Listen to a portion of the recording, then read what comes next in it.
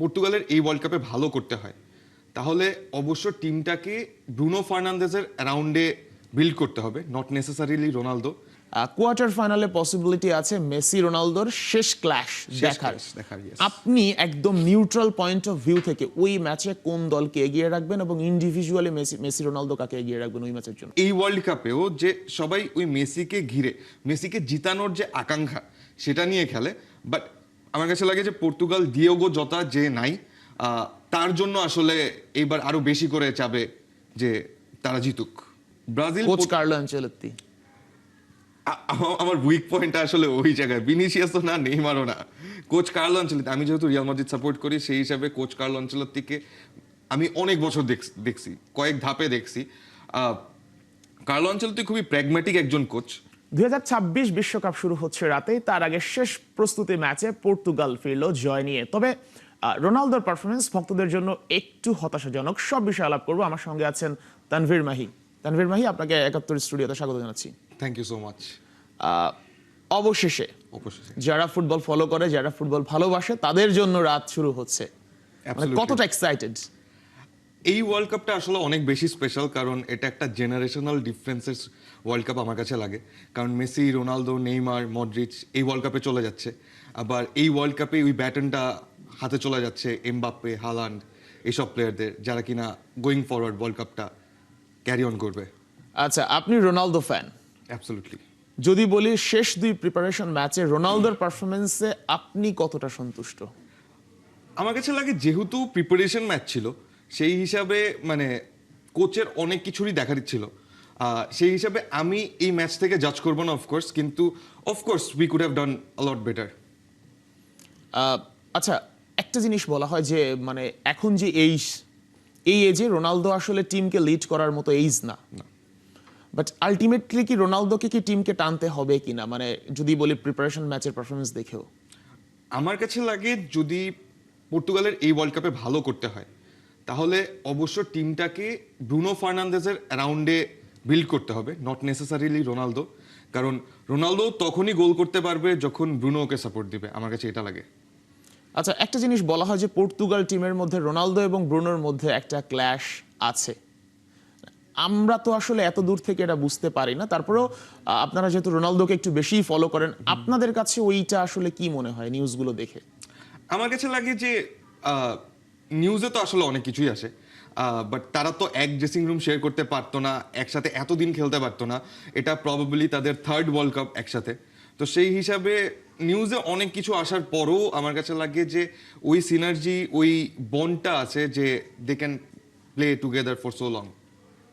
আচ্ছা, আমরা একটু মানে যদি বলি যে ওভারঅল একটু ডিটেইল আলোচনা করতে যাই। রোনালদো প্রথমবারের মতো লিগ জিতে ওয়ার্ল্ড কাপ খেলতে যাচ্ছে। Wow, yes. এই রোনালদোকে আসলে আপনারা কিভাবে প্রত্যাশা করেন এবং মানে বাস্তবে আসলে কেমন দেখবেন রোনালদোকে মনে হচ্ছে? আমার কাছে লাগে যে এই ওয়ার্ল্ড কাপে পর্তুগালের স্কোয়াডটা যতটুকু ভালো, পর্তুগালের স্কোয়াডটা যতটুকু ডেপথ সম্পূর্ণ, অনেক ভ্যারাইটিস অফ প্লেয়ার আছে যারা কিনা বিভিন্ন সময়ে বিভিন্নভাবে কাজে লাগানো যেতে পারে। তো সেই হিসাবে রোনালদোর উপর ওই রেসপন্সিবিলিটিটা নাই আসলে যে সে পর্তুগালের স্কোয়াডটাকে টানবে বা পর্তুগালের টিমটাকে টানবে এই ওয়ার্ল্ড কাপে। বাট দেন এগেন রোনালদোর ওই এক্স ফ্যাক্টরটা অফকোর্স এই টিমের মধ্যে লাগবে, নট নেসেসারিলি লিডারশিপ, কারণ লিডারশিপ রোনালদো দিবেই, মেন্টালিটিও রোনালদো দিবেই, বাট কিছু কিছু জায়গায় এবং কিছু কিছু ম্যাচে রোনালদোর পারফরমেন্স অফকোর্স আসতে হবে, যেটা কিনা আমাদের এক্স ফ্যাক্টর হিসেবে কাজ করবে। যদি বলি যে আর্জেন্টিনা টিমের সবাই লিওনেল মেসির জন্য জিততে চায়, খেলতে চায়, পর্তুগালে কি এই জিনিসটা মিস করেন কিনা একটু হলেও?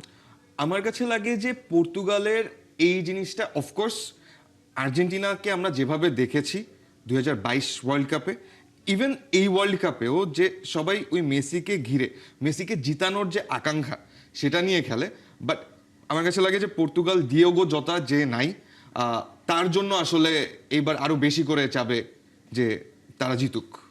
আচ্ছা, এই ওয়ার্ল্ড কাপে যদি বলি যে আমরা নামের হিসেবে যদি বলি, পর্তুগালের মিডফিল্ড যে কোনো দলের চেয়ে বেটার। ইভেন তারা হচ্ছে যেহেতু নেভেস এবং হচ্ছে ভিতিনিয়া একসঙ্গে পিএসজিতে back to back Champions League জিতলো এবং ইউরোপিয়ান মিডফিল্ডে তারা ডমিনেট করে, এইটা আসলে রবার্তো মার্টিনেজ কিভাবে ইউজ করবে? আচ্ছা, এখানে আমার পার্সোনালি কিছু কিছু জিনিস লাগে। সাপোজ জোয়াও নেভেস ভিতিনিয়া এবং ব্রুনো ফার্নান্দেজ, এটা যদি আমরা ফর্মের হিসাবে চিন্তা করি, অ্যাবসলিউটলি ক্রেজি। কারণ এই ধরনের মিডফিল্ড আমি পর্তুগাল সাপোর্ট করি 2010 সাল থেকে, তো সেই হিসাবে এতদিন ধরে আমি এত সুন্দর বা অসাধারণ মিডফিল্ড দেখি নাই, যেখানে জোয়াও নেভেস একটা অ্যাঙ্কার রোলে খেলতে পারে, যে কিনা খুবই সলিড ডিফেন্সিভলিও বলি, আবার বল প্রোগ্রেসের দিক দিয়েও বলি। ভিতিনিয়া যে কিনা বল কন্ট্রোল করতে পারে, টিমের টেম্পো কন্ট্রোল করতে পারে। এর পাশাপাশি ব্রুনো ফার্নান্দেজ যে কিনা চান্স ক্রিয়েশনে একটা মাস্টার বলা যায়। তো সেই হিসাবে এরকম কম্বিনেশন আমরা আগে না দেখে থাকলেও রবার্তো মার্তিনেজ আসলে এই কম্বিনেশনটা চুজ করবে কিনা, এইটা আমার কাছে একটা কোয়েশ্চেন লাগে। কারণ রুবেন নেভেস টিমের মধ্যে আছে যে কিনা অনেক বছর ধরে পর্তুগালকে সার্ভ করে যাচ্ছে। তো সেই হিসাবে ওই সিনিয়রিটির আলাপটাও চলে আসে। এর পাশাপাশি ন্যাশনাল টিমে এক্সপিরিয়েন্সের আলাপটাও চলে আসে, কারণ Joao Neves just 21 years old. তো এই প্রিফারেন্সটা আসলে রবার্তো মার্টিনেজ কতটুকু নিবে এটাও দেখার বিষয়। বাট দেন এগেন আমার কাছে লাগে যে এই মিডফিল্ডটা যদি একসাথে ওয়ার্কআউট করে যেতে পারে, then this is absolutely phenomenal what we gonna see. আবার ওইখানে তো লুই এনরিকে তাদেরকে ইউজ করছে, এইখানে রবার্তো এক্সপেরিয়েন্স এবং হচ্ছে অ্যাচিভমেন্টের দিক থেকে দুজনের ডিফারেন্সটা অনেক। বলা যেতে পারে, হ্যাঁ। আচ্ছা, একটা জিনিস আমরা যদি আলোচনা করতে পারি, এটা নিয়ে আলোচনা আসলে কম হয়। রোনালদো খেলে সৌদি লিগে, মোটামুটি ভালো গরম, ইউএসএ তেও কিন্তু ভালো গরম। এইটা আসলে রোনালদোকে কতটা হেল্প করবে ইউএস এর এনভায়রনমেন্টের সাথে কোপ আপ করতে? আমার কাছে লাগে এইবারের ওয়ার্ল্ড কাপে এটা একটা বড় ফ্যাক্টর হতে যাচ্ছে। কারণ আমি কিছুদিন আগেও দেখতেছিলাম যে ইংল্যান্ডের টিম তারা কোপ আপ করতে পারতেছে না এই গরমটার সাথে। কারণ আমরা ইংলিশ প্রিমিয়ার লিগে মোরলেস দেখি যে অ্যাটমসফিয়ারটাই ডিফারেন্ট থাকে। তাদের একটা টাইম শুধুমাত্র ঠান্ডা না, তাদের একটা টাইম লিটারেলি অনেক বেশি ঠান্ডা থাকে।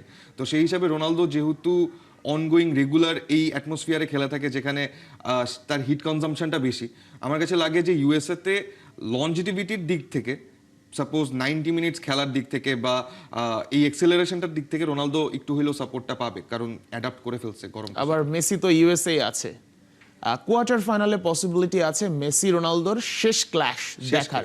yes. আপনি একদম নিউট্রাল পয়েন্ট অফ ভিউ থেকে ওই ম্যাচে কোন দলকে এগিয়ে রাখবেন এবং ইন্ডিভিজুয়ালি মেসি রোনালদো কাকে এগিয়ে রাখবেন ওই ম্যাচের জন্য? আচ্ছা, ওই ম্যাচের জন্য যদি অনেক অনেক কঠিন কোশ্চেন করছেন। আমরা যদি আর্জেন্টিনা বা পর্তুগাল দুইটা টিম নিয়ে হালকা করে কথা বলতে চাই, আমার কাছে লাগে যে পর্তুগালের টিমটা রোনালদোর উপর ডিপেন্ড করে না, অফকোর্স। তো রোনালদো যখন পর্তুগালের জন্য খেলতে যায়, আমরা মোরলে সবাই জানি যে রোনালদো এমন প্লেয়ার না যে কিনা আমাদের জন্য অনেক বেশি প্রেস করবে, বা এমন প্লেয়ার না যে মাঠে আমাদের জন্য অনেক বেশি এফোর্ট দিবে। এবং মেসিও এই টাইমে এসে ওরকম প্লেয়ার না যে কিনা অনেক প্রেস করে খেলবে, বা he is that first player যে কিনা ডিফেন্ড করতে চলে যাবে। রাইট। তো রোনালদোর অ্যারাউন্ডে আমরা যদি ওই ধরনের প্লেয়ার দিতে পারি, suppose we talk about Rafael Leao, যে কিনা খুবই ভালো একজন উইঙ্গার, যে কিনা খুবই 1v1 ভালো ড্রিবলার, কিন্তু রাফায়েল লিয়াও এমন ফিনিশিং একটু প্রবলেম, কিন্তু রাফায়েল লিয়াও এমন একটা প্লেয়ার না যে কিনা অনেক বেশি প্রেস করে।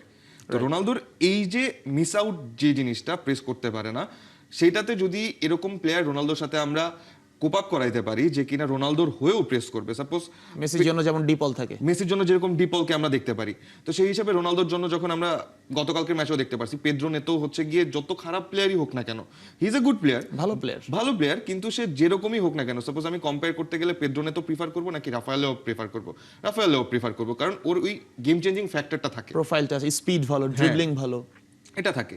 কিন্তু তারপরও আমার কাছে লাগে যে পেদ্রো নেতো রোনালদোর সাথে স্যুট করে বেটার, কারণ পেদ্রো নেতোর ওয়ার্ক রেটটা বেশি, যেটা কিনা আমরা মেসির সাথে দীপলকে দেখতে পারি।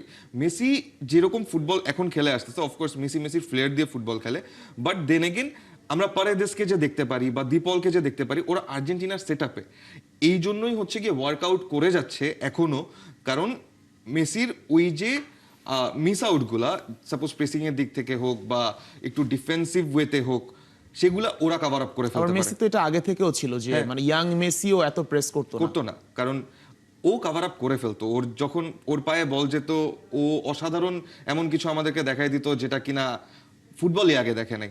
আমাকে যদি জিজ্ঞাসা করা যে পর্তুগাল আগায় রাখবো নাকি মেসি মানে আর্জেন্টিনাকে আগায় রাখবো, আমি তো মনে প্রাণে চাবো যে আমি পর্তুগালকে আগায় রাখি। নিউট্রাল পয়েন্ট অফ ভিউ থেকে আমার কাছে লাগে যেটা একটা মিডফিল্ডের গেম, এটা পুরাটাই আমার কাছে লাগে মিডফিল্ডের গেম। যদি আমি পর্তুগালকে আগায় রাখবো বিকজ অফ দ্য মিডফিল্ড। আচ্ছা, এরপরে যদি এভাবেই চলতে থাকে, ব্রাজিল পর্তুগালেরও একটা সম্ভাবনা প্রবল, ওই ম্যাচে কি হবে? ব্রাজিল কোচ কার্লো আনচেলত্তি আমার উইক পয়েন্টটা আসলে ওই জায়গায়, ভিনিসিয়াসও না নেইমারও না, কোচ কার্লো আনচেলত্তি। আমি যেহেতু রিয়াল মাদ্রিদ সাপোর্ট করি, সেই হিসাবে কোচ কার্লো আনচেলত্তিকে আমি অনেক বছর দেখছি, কয়েক ধাপে দেখছি। কার্লো আনচেলত্তি খুবই প্র্যাগম্যাটিক একজন কোচ। সে জানে যে কোন মিডফিল্ডের এগেনস্টে কিভাবে খেলতে হয়, সে এটাও জানে যে কোন ডিফেন্সকে কিভাবে ভাঙতে হয়।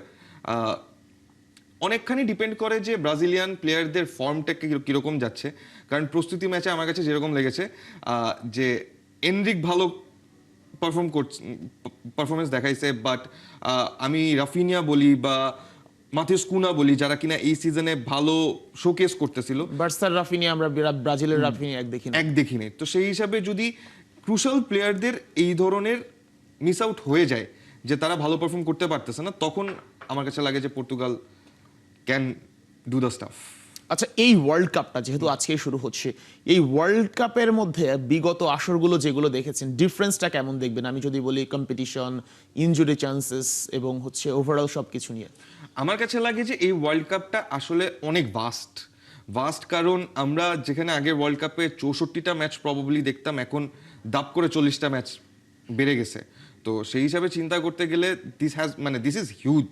আর যেহেতু অ্যাটমসফিয়ারটাই different, most of the players আমরা জানি যে ইউরোপিয়ান দেশগুলোতেই খেলে। রাইট, ইউরোপিয়ান, এটা নট নেসেসারিলি টপ 5 লিগ, ঘুরে ফিরে ইউরোপের অনেক লিগের মধ্যে অনেক লিগেই আছে। হ্যাঁ, তো সেই হিসাবে চিন্তা করতে গেলে এই অ্যাটমসফিয়ারের থেকে হঠাৎ করে ওই অ্যাটমসফিয়ারে যাওয়া এবং এত বেশি লোড নেওয়া, যেখানে আমরা দেখতে পাচ্ছি সিজন মানে লাস্ট এই 25-26 সিজন মাত্রই শেষ হলো। তো সেই হিসাবে চিন্তা করতে গেলে মানে ইনজুরির সংখ্যা অনেক বেশি হবে আমার কাছে লাগে। আচ্ছা, আর এই যে যদি বলি ওভারঅল আসলে পর্তুগালের চ্যাম্পিয়ন হওয়ার চান্স মানে অতীতের যে কোনো সময়ের চেয়ে এই ওয়ার্ল্ড কাপে বেশি, বাট বাস্তবতা কি বলে? বাস্তবতা বলে যে পর্তুগালের চোখ করার চান্সটা ইচ্ছেও বেশি। কেন?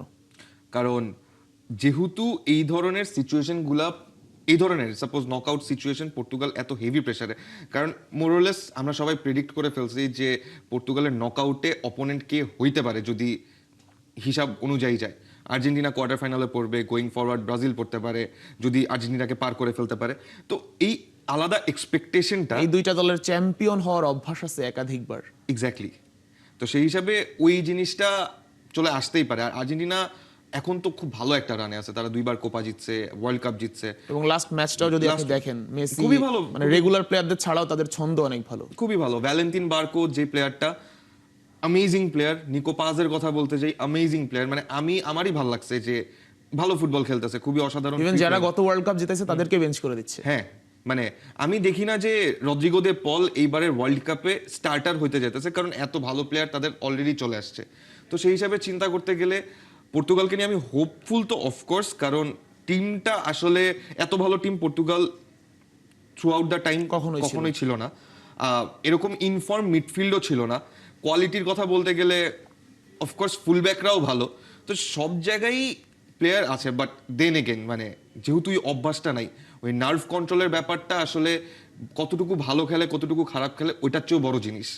আর যেহেতু রোনালদো এখন নিজের পিকে নাই বা প্রাইমে নাই, তো হি ইজ নট, মানে আমি এটা বিশ্বাস করি যে রোনালদো এই ওয়ার্ল্ড কাপের গেম চেঞ্জার না পর্তুগালের জন্য।